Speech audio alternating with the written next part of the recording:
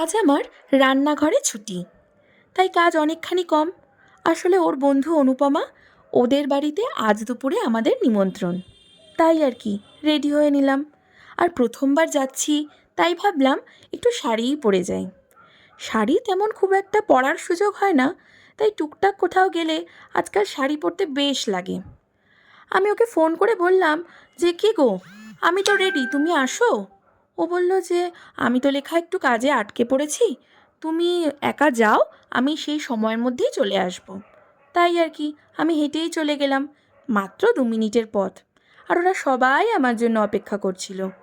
আর যেমন কথা তেমন কাজ, আমার বরমশাইও এসে হাজির। আর আড্ডা তখন জমে ক্ষীর। এই হলো মিষ্টি মেয়ে অনুপমা, আমার বরের ক্লাসমেট। ওরা যে আমার বরের বন্ধু, সেটা কিন্তু আমি একবারও বুঝতে পারিনি। সারাক্ষণ মনে হলো যে ওরা আমারই বন্ধু।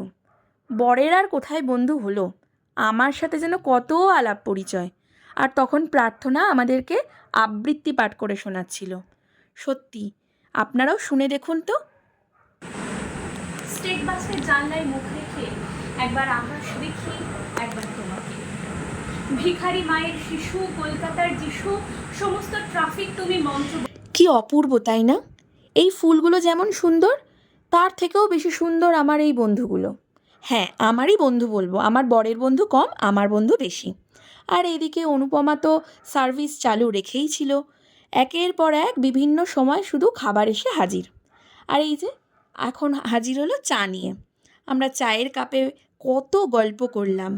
তারপর সন্ধে ঘনিয়ে এলো, এবার বাড়ি যাওয়ার পালা। তাই একে অপরকে টাটা করে আমরা বাড়ির দিকে রওনা হলাম। আর এমন মিশুকে বন্ধু আর এমন মিশুকে দিন আমি আবার কাটাবো তোমার।